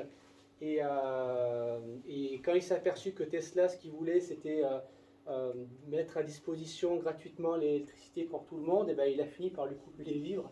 Et après, il n'y avait plus de monnaie. Voilà, il n'avait plus de sous. C'est au moment où Morgan déployait le réseau cuivre aérien. Ouais. Des milliards de dollars qui tombaient. Ouais. Après, il est allé chercher, il a essayé de trouver de l'aide au niveau des États-Unis, il n'a rien trouvé. Finalement, il s'est tourné vers les Russes, et là, par contre, il a eu un retour, et en fait, il a continué à travailler entre guillemets en sous-marin pour les Russes pendant des décennies. Ça fait pas partie des histoires qui sont très très connues. Et en fait, il a développé pas mal de choses. Et les Russes ont continué après ces développements.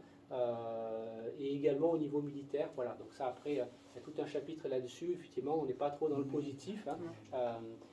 Mais on parle de transfert à distance d'énergie, voilà, qui vont plutôt sur la destruction. Alors après, ce qu'il était capable de faire avec ce qu'il appelait des interféromètres, c'était de venir envoyer un champ scalaire à une certaine vitesse et à une vitesse un peu plus rapide. Donc il faut savoir que les neutrinos peuvent se déplacer plus rapidement que la lumière, moins ou plus. Donc évidemment la science mainstream va nous dire qu'on ne peut pas dépasser la vitesse de la lumière, mais avec les neutrinos, pourtant si on peut le faire. Et en fait avec ces interféromètres, en venant jouer sur ces deux vitesses différentes, qu'on va venir croiser les champs à un endroit, et bien en fait on va créer une déflagration et voire même des ondes sismiques.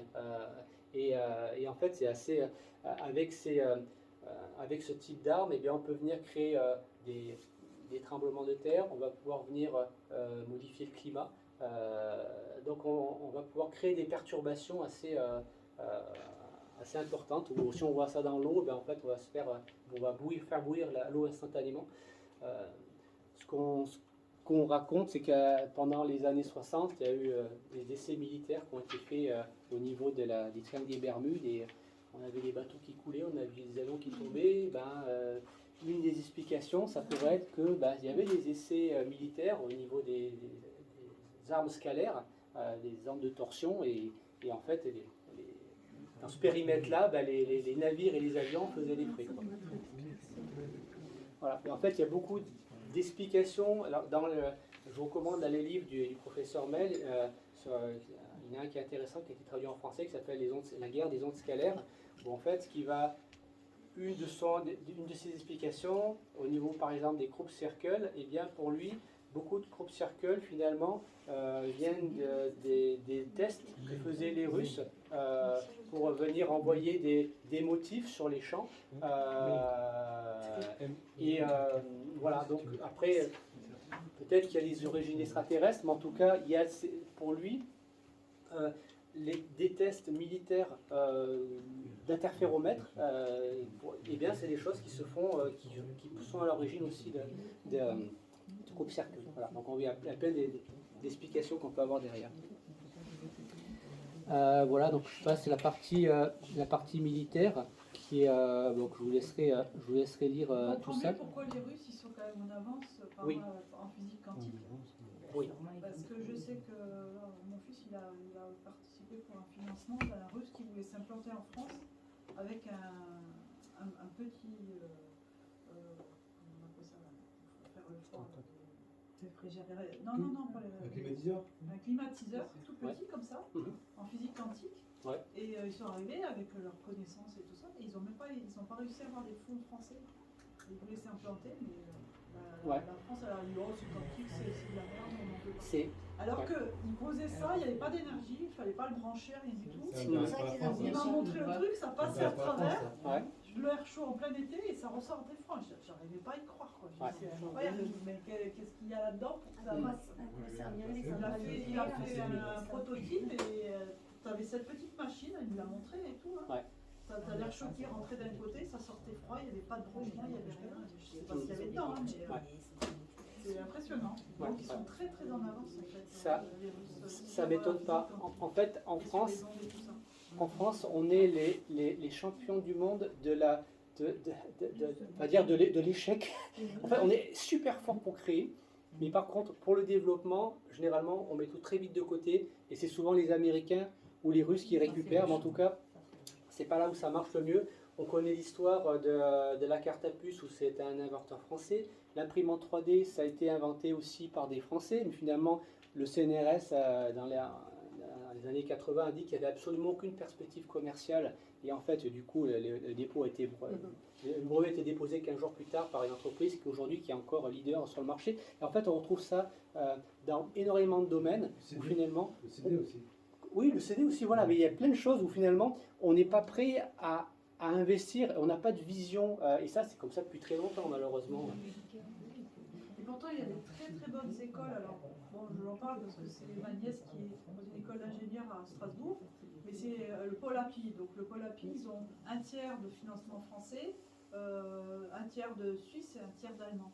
Ouais. Et bon, il y a un peu de tout, c'est cosmopolite, il y a des Russes, il y a des trucs dedans et tout ça. Et ils ont un cours de physique quantique. Alors, c'est bien, c'est intéressant, parce qu'ils travaillent sur des machines pour faire des scanners du futur. Ouais. Et bon, ils vont plus utiliser d'énergie, parce que là, on en est à se demander comment on va faire pour faire des énergies. Et donc, je me suis dit, c'est bien, dès que tu auras un peu des tuyaux, tu me les donneras, parce que bon, ça m'intéresse, quoi. Par rapport à ce qu'ils font, mais par contre, la France, je crois, ils n'ont même pas un tiers de fonds français, c'est un quart, parce que c'est les Suisses qui financent le. Ah ouais. Ils n'arrivent pas à financer ce genre de recherche en France. On n'est pas avant-gardiste. On a les connaissances, parce que ces jeunes, ils vont sortir avec de la connaissance et des idées, etc. Je trouve que c'est fabuleux de rentrer là-dedans. Mais par contre, c'est quand même les autres pays qui les incitent à faire ses recherches de ce côté-là. quoi. Ils iront Bien, travailler c'est pas- ailleurs. Ouais, mais comme c'est Ils la iront travailler à l'étranger. en France, on a les thèses et puis après, les thèses, elles partent Il y a aussi que les gouvernants Ça a veulent, toujours été. les Hein. gouvernants Même veulent les consommer. anciens. Après, ils s'en vont tous hein, parce qu'ils ne sont pas Oui, financés mais par la c'est France pour faire leurs travaux. Oui. Et Ouais. elle est déjà inscrite à Erasmus, elle va partir je sais pas où après. Et voilà, Mais ça a on va toujours, faire- mais ça, c'est même pas l'histoire des jeunes, ça a toujours été. Oui. Toujours été, même des générations. Enfin, Ouais. Oui. Enfin, moi, je l'ai vu autour de moi, génération celle, la génération de mon mari, et ceux qui sont dans le milieu scientifique. Enfin, On était la cinquième. je veux dire, ils ont pas. C'est ce que tu dis. Il y a énormément de têtes pensant. Oui. On va créer plein de choses. Et hop, c'est les autres qui s'en emparent parce qu'il n'y a pas les fonds. En fait, on a cette volonté de vouloir tout expliquer. C'est vrai qu'au début du siècle dernier, on disait la science peut tout, la science a tout expliqué. On était persuadé qu'on allait avoir tout découvert. On était sûr qu'en fait, il n'y avait plus rien à faire, on connaissait tout. Et cette assurance-là, en fait, je sais pas, ça fait partie de... Enfin, en particulier en France, c'est vrai que ce qu'on retrouve chez les Russes, j'avais lu ça, que en fait pour eux, à partir du moment où ça marche, eh bien, on le fait, mais c'est pas grave si ça n'a pas été prouvé, c'est pas grave si... Et en fait, du coup, ça va donner... il y aura moins ce filtre où en disant ah oui au niveau médical ou au niveau scientifique eh bien on n'a pas cette Ce c'est pragmatisme, pas possible voilà on n'est pas pragmatique en fait. c'est ça on n'est pas assez pragmatique alors que ce pragmatique là on dit bah oui on a constaté que ça marche et ben allons-y et on met les moyens et on le pratique on va pas au contraire dire non c'est de la connerie on va voilà. Quand on parle d'énergie comme ça, c'est aussi la maîtrise. C'est-à-dire, on dit, c'est bon, il n'y a pas autre chose, donc on maîtrise et on dit qu'il n'y a que ça. Oui. Donc on oublie, il n'y a que ça, donc on fait ça. Oui. Ouais. On a créé 18 réacteurs nucléaires en France parce qu'un Premier ministre dans les années 60 Mhm. avait décidé ça. Oui. Et qu'est-ce qu'ils ont mis dans les appartements? Des grille-pains. Ouais. Donc en France, on a raisonné à l'inverse. On Mhm. consomme, Mhm. donc il faut mettre des réacteurs nucléaires. Ouais. Voilà, c'est tout. Mhm. C'est la consommation et pas autre chose. Ouais. L'écologie, on s'en moque totalement depuis en France, aujourd'hui. Hein. Ça doit être bien. C'est royal, on se moque totalement. Quoi. Alors que ça existe. Hein. Oui. Ouais. Et c'est vrai que c'est gratuit. c'est intéressant de voir qu'il y a des choses qui ont été découvertes par le passé, qu'on a complètement oubliées, et qui sont pas chères, qui sont, mais qu'on pourrait exploiter. Je pense par exemple au plasma de Quinton. Quinton a été quelqu'un de fantastique qui avait finalement découvert qu'en prenant de l'eau de mer, en la faisant une filtration à froid, et bien en fait, lorsqu'on venait consommer cette eau de mer, et bien en fait, finalement, on allait beaucoup mieux au niveau de la santé. Et lui, il en a même découvert que en venant l'injecter, eh bien, on l'injecte directement et ça fait un plasma universel et on va pouvoir en profiter et arriver vers une guérison très vite. Au début, il a fait ces tests-là sur des animaux et puis après, il a fait sur des gens et il a vu des personnes qui étaient normalement des enfants qui étaient condamnés et après, il y a eu petit à petit toute une série de dispensaires qui ont été faits. Et ça a extrêmement bien marché pendant des décennies. Mais avec l'arrivée de la chimie, eh bien, c'est des choses qui ont été complètement perdues, oubliées. Pendant longtemps, le Quinton, il était dans le Vidal, et puis on a fini par le supprimer parce que il n'a pas eu son renouvellement, son AMM. Voilà, et finalement, maintenant, le Quinton, on peut le boire, mais surtout, il ne faut pas l'injecter. Si vous le faites, vous êtes encore Ça côté, coûte c'est un bras en dangereux. plus, maintenant. Ouais. Ça coûte très cher en plus Oui. quand tu achètes. Ouais. Maintenant, oui, il fallait pas. Ah oui, ça coûte très cher. Alors que ça coûtait rien. c'est de l'eau de mer. C'est de l'eau de mer. Je veux dire, c'est d'une simplicité qui est évangélique. En fait. Les Italiens, c'est Donia qui en parle, et les Italiens, un médecin, soignaient le cancer par injection. Ouais. En Italie. Ouais. Et tu sais comment, tu connais le procédé pour filtrer l'eau de mer? Non, c'est un filtrage à froid, mais alors, est-ce que ça marche comme pour la filtration de l'eau? Je ne sais pas comment ça fonctionne. Alors, je sais que l'eau va être puisée à des endroits où il va y avoir des planctons, enfin, ça va être des zones où il va y avoir beaucoup de vie, en fait. Ouais. Donc, déjà, ça ne va pas être n'importe où. Et au final, à partir de ce filtrage, donc surtout, il ne faut pas faire chauffer l'eau parce que sinon on va tout détruire. Et à partir de là, finalement, c'est une eau qui est vivante, qui contient énormément d'éléments, de minéraux. Enfin, je veux dire, il y a tout ce qu'il faut pour la vie. Alors, il le faisait passer dans une infiltration, un peu comme, tu sais, quand on trouve les films pour mettre sur les confitures à l'ancienne. Pour faire une réaction d'osmose, pour que le sel qui est compris dans l'eau de mer, suivant l'endroit où on le cuise, redevienne à 9 pour 1000. Parce que des fois il y a 10 pour 1000, des fois il y a 13 pour 1000. Et le sérum sanguin, il est à 9 pour 1000. Donc il faisait passer à travers une membrane de façon à ce qu'il y ait une osmose entre les deux et qu'il y ait un équilibre qui se fasse de façon à ce que l'eau qui sort de l'eau de mer, elle n'est pas filtrée, elle n'est pas bouillie, mais elle sort à 9 pour 1000 de sel par litre. D'accord. Pour que ce soit l'équivalent du sérum. Je sais qu'en principe, il faut rajouter de l'eau distillée pour venir à arriver à ce 9 pour 1000. Voilà. C'est à partir du moment où on arrive au bon dosage, effectivement, ça peut être utilisé de manière à. Il y avait des filtrations pour les algues, enfin, de façon on ne récupère que de l'eau pure. Et je ne connais pas trop le principe, je l'avais lu, mais je savais qu'il y avait cette histoire d'osmose, mais c'est vrai que Quinton, il était, alors je ne sais pas s'il était français, mais en tout cas ça se passait en France. Mais le laboratoire Quinton, maintenant, ils sont partis en Espagne parce qu'ils ne pouvaient plus bosser en France. Et on a la même histoire avec le silicium organique, où ça a été découvert en France. Et pareil, le laboratoire, il est parti en Espagne parce qu'en France, ce n'était pas possible. Voilà. Donc c'est vrai que pour les ondes scalaires, les médecins qui le faisaient, je ne sais plus vers Nîmes, là, je crois, il est parti en frontière espagnole. Parce il n'avait plus le droit de prescrire en France. Oui, c'est l'ancien radiographie. Oui, je vois la personne, oui. Donc c'est vrai qu'on est malheureusement, si on fait trop de bruit, on ne va pas trop se retrouver. Alors, pour continuer un petit peu, donc je disais, la première machine à ondes scalaires, c'est nous. Donc voilà, on va... alors c'est un petit peu ce que j'expliquais tout à l'heure, voilà le magnétiseur qui va se relier à une source, qu'elle soit cosmique comme le soleil ou une source qui soit spirituelle. Et donc ce magnétiseur va se mettre en résonance avec la source et lui-même. Et donc l'énergie, donc les neutrinos, le champ scalaire, va passer de la source à lui et après au patient. Donc lui va venir guider.